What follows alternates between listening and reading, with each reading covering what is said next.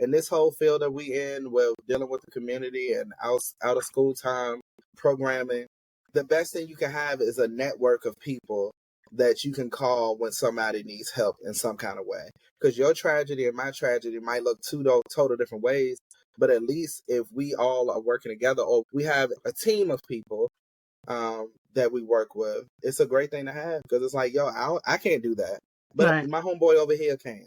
Right. And so we can kind of tag each other in and do that.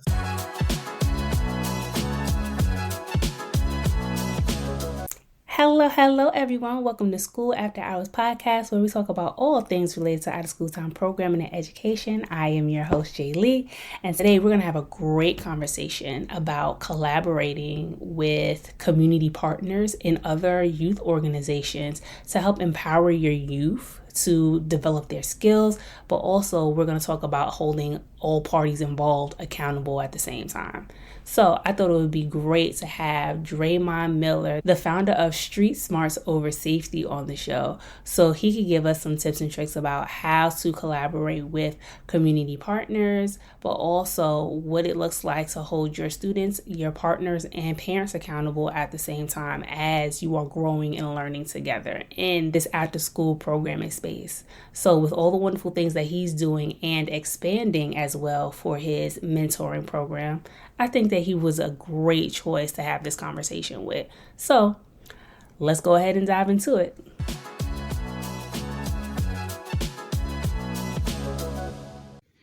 Hey, Dre'mon, welcome to the show.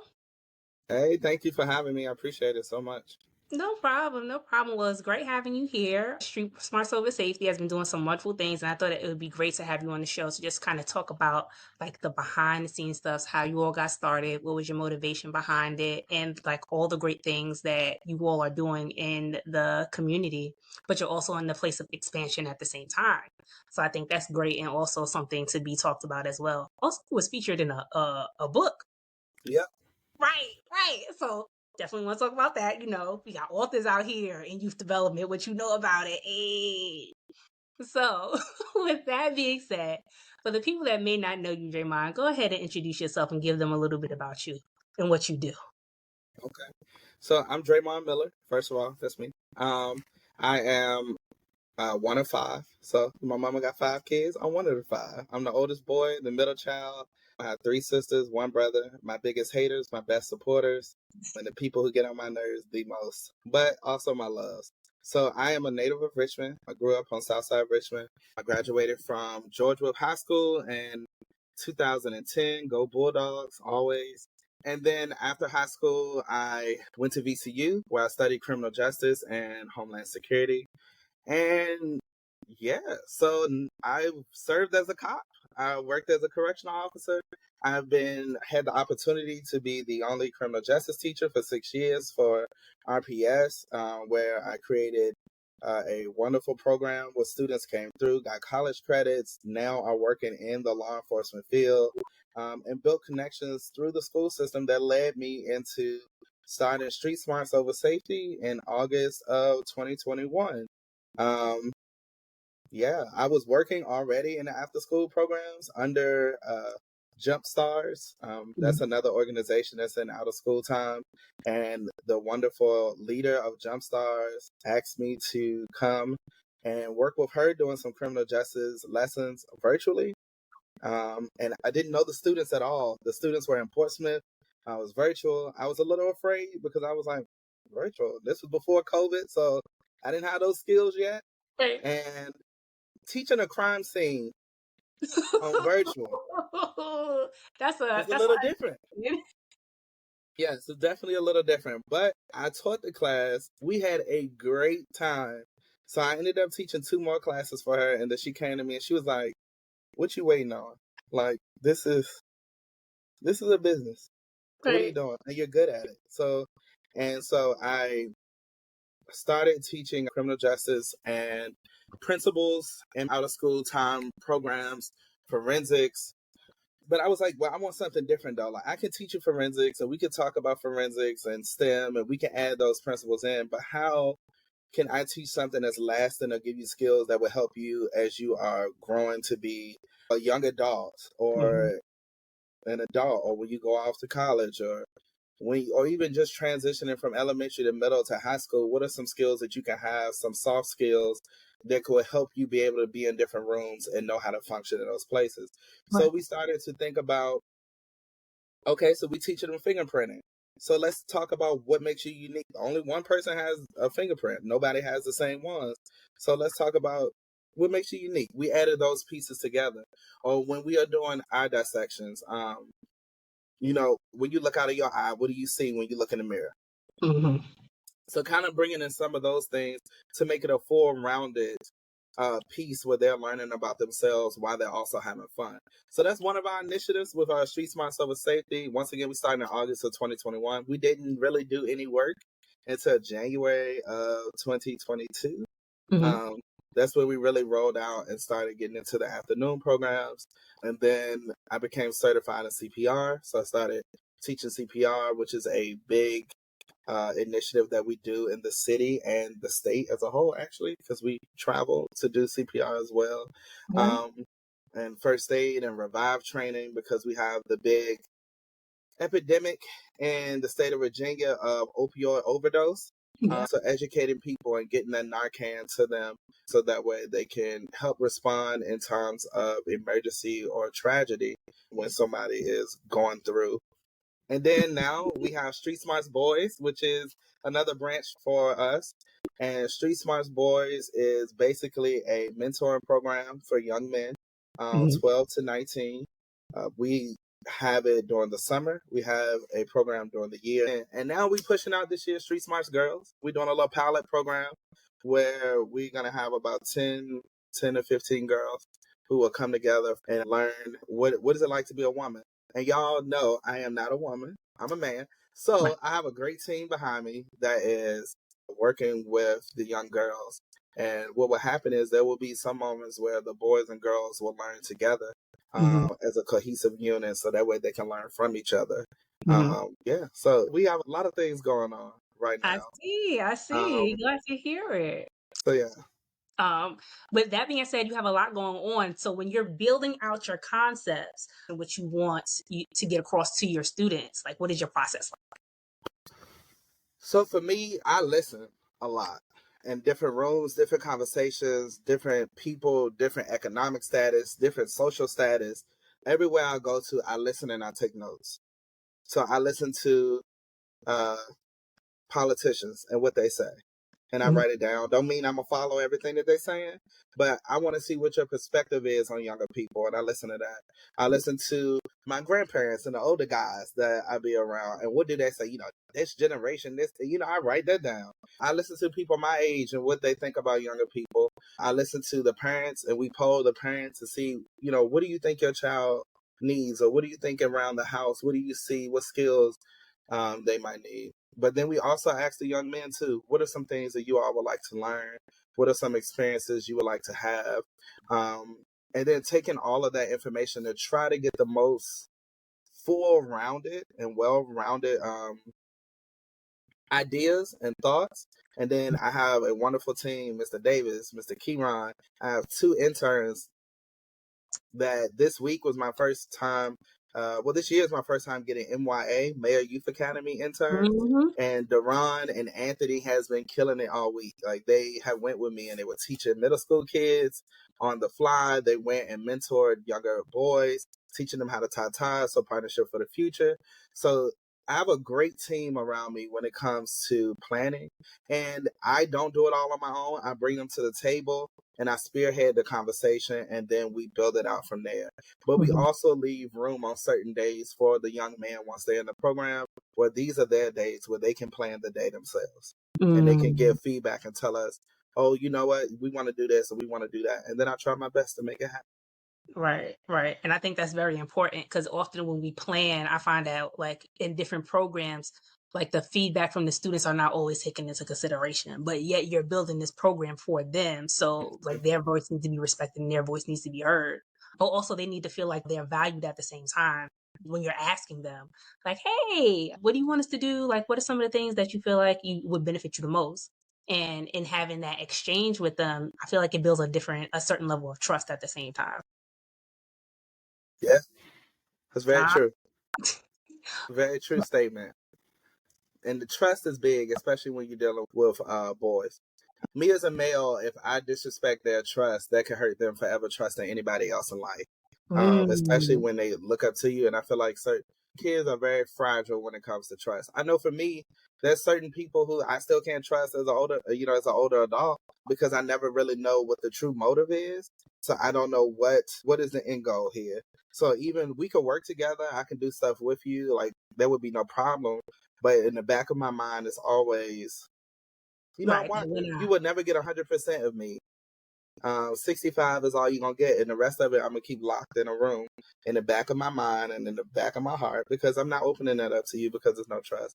And that's the same way with the young men that we work with. Some of them are coming from places where their family already have broken that trust. So now we're trying to build it back for not only them, but for the family as a whole, to make sure that the young man is on a straight path, but also we might be helping build up the parents behind them or the guardians behind them through the young men. The young men are taking their lessons and going back home and educating their families. And, we can't be upset with the families for something they don't know or something they missed or something they didn't recognize because maybe they didn't have role models in their family. And we're human, so sometimes we get frustrated with the families. But other than that, I'm very open and I'm very honest when I speak to the parents. And if I call you and I ask something, I'll let you know on the phone. My real side come out very quickly, and I'm quick to go. Now, I actually do that the other day. So, like, what we doing? And the parents will laugh, and yeah, all right, Mr. Dre, I'm about to do it right now. I'm gonna do it right now while you're on the phone. And honestly, my nephews are in my program, and sometimes it's me getting on my sister, like, and she be like, all right, I'm gonna fill it out now. So, very honest with the guys and with their parents, but also giving them moments where they are the leader of their own learning. So we're navigators, but we are not the people that's teaching you all the time, because you already know some of these things. Right. You just don't know how to access them or know when to pull out of your mental toolbox to use certain things. So that's the goal. So when they leave me, or if I'm not here or somebody else is not here, they know how to navigate the situations without us being present. Right. True story. Well, this is a good moment for us to take a break and come back with all this wonderful information. So, all right, everybody, go ahead, stretch your legs, get your snacks, do whatever you got to do. Take a minute to get yourself together and come right back. Okay. So, see you in a minute. Hey everyone, I have some exciting news. School After Hours is launching their first product that's meant to help program managers and program providers get their things organized and together all in one space. What am I talking about? We are bringing you our first youth program planner. This youth program planner has a lot of tools in it that's going to help you keep yourself organized, but also check up on your goals, track student behavior, as well as plan your activities for the weeks, the months, whatever you want to do. So it's a good tool to have with you as you are planning for the school year. So we're doing pre-orders over the Thanksgiving break, and we're going to be selling them over the Christmas break.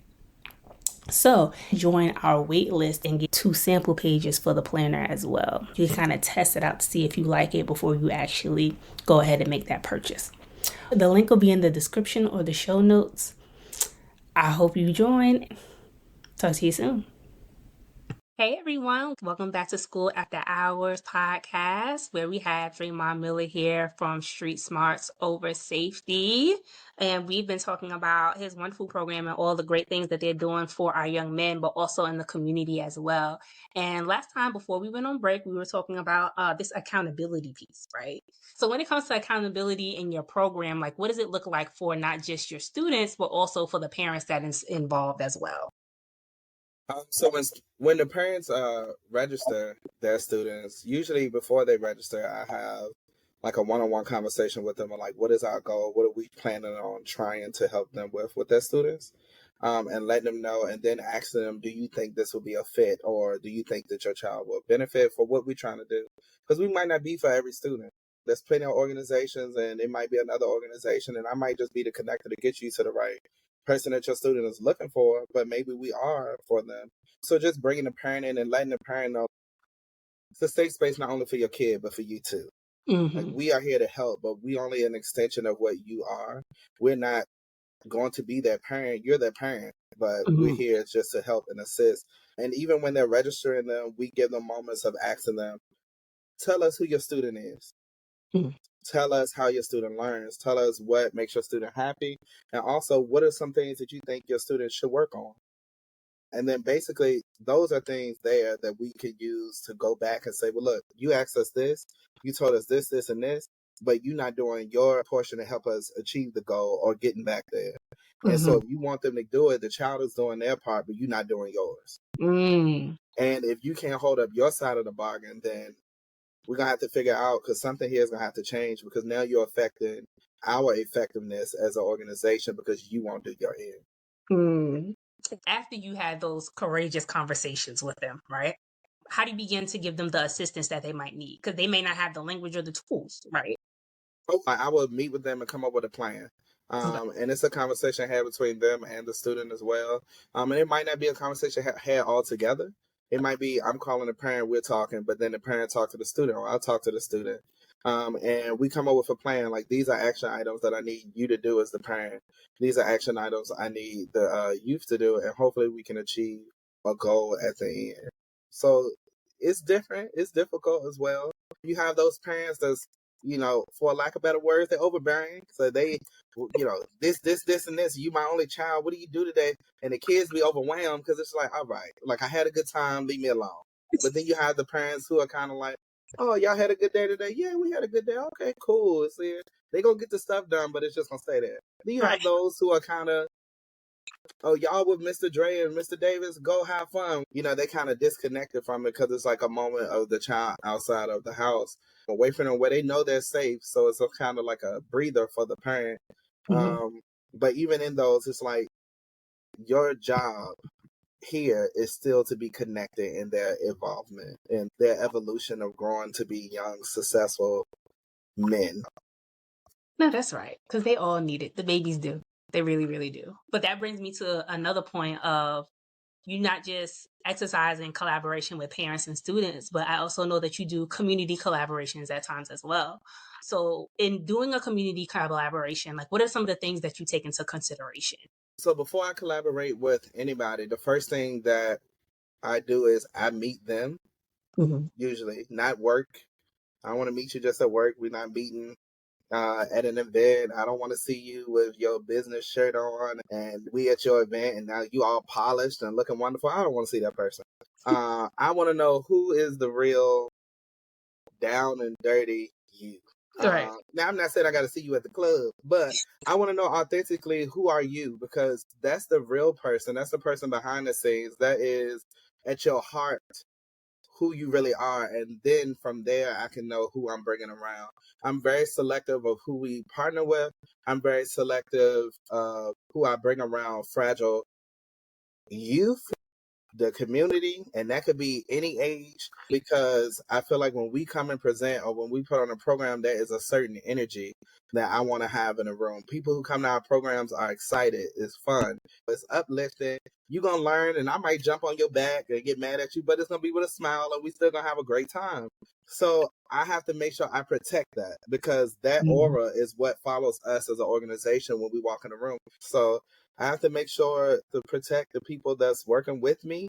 I have to protect those who we are working to serve. And so when you are a partner, or you could be a partner in January, but you might not be a partner in March.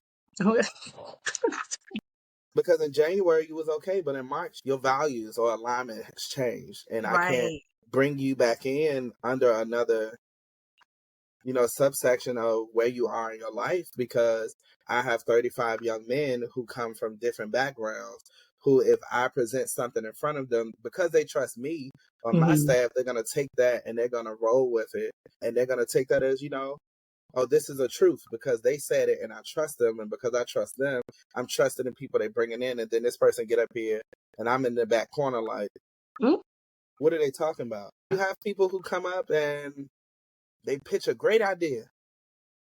And that's all it is an idea. Right.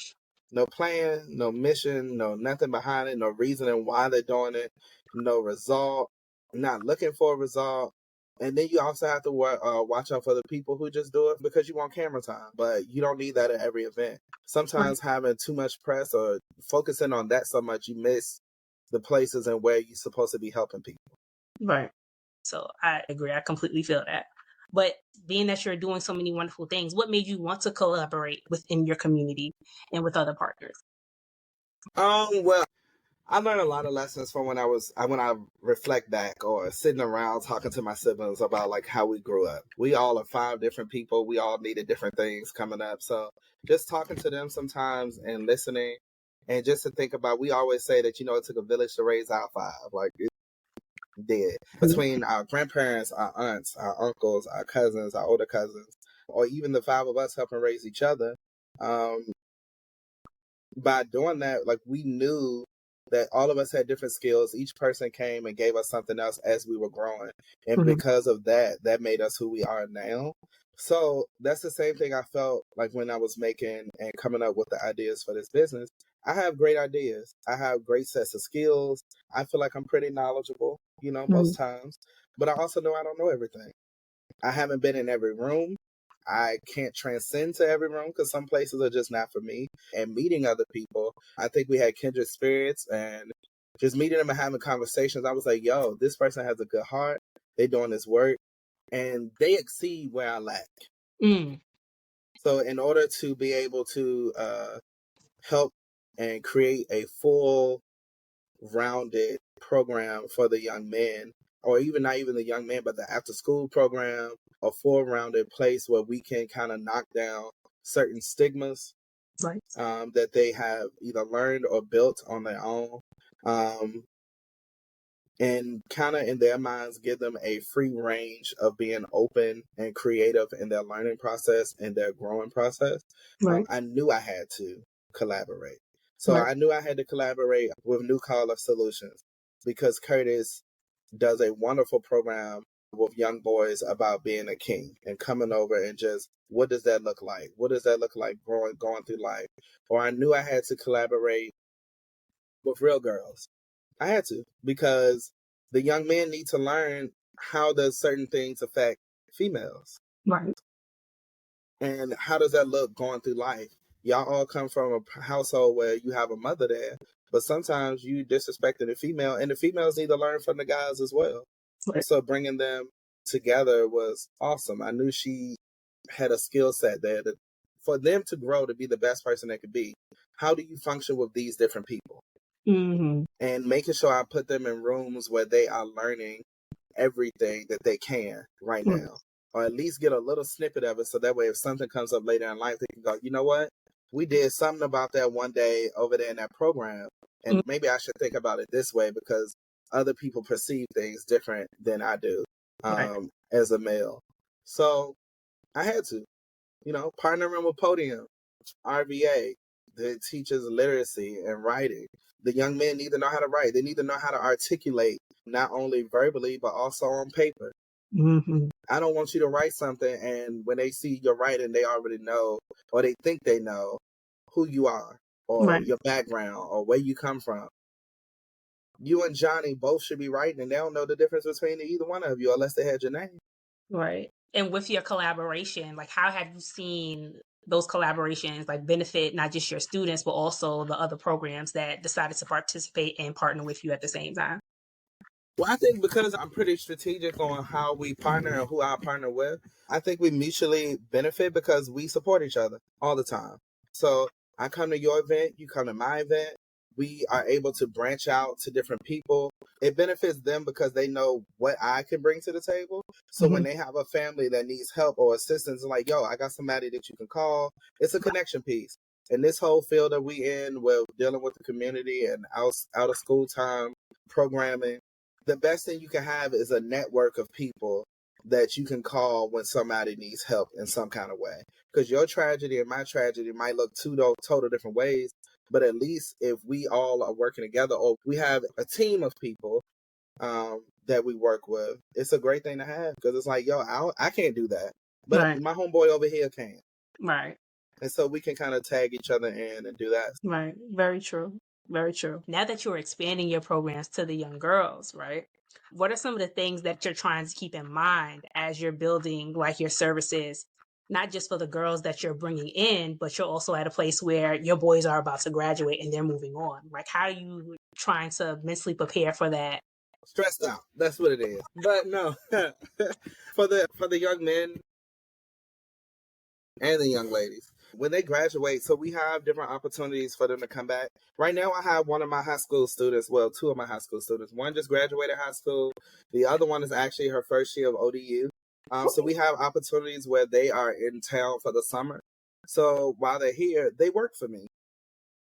I have them go over to the middle schools, and they come over when I do the criminal justice and forensics lessons, and they come over and they help. They help with the lessons. I let them teach them lessons, make up their own lessons, and give them that experience of being, a planner, also a person who's coming to. If you can work with kids, you usually can work with any room because kids are too honest.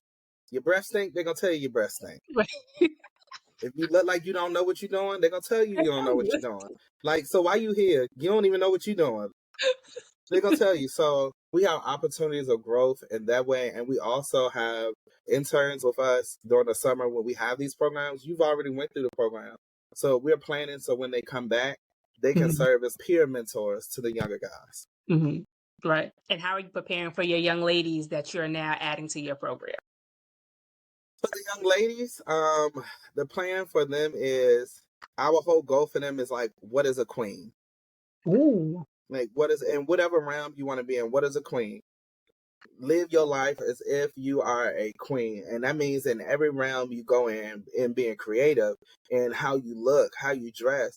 It doesn't matter what your aspirations are or what you choose to wear, but do it in a way that is of elite status.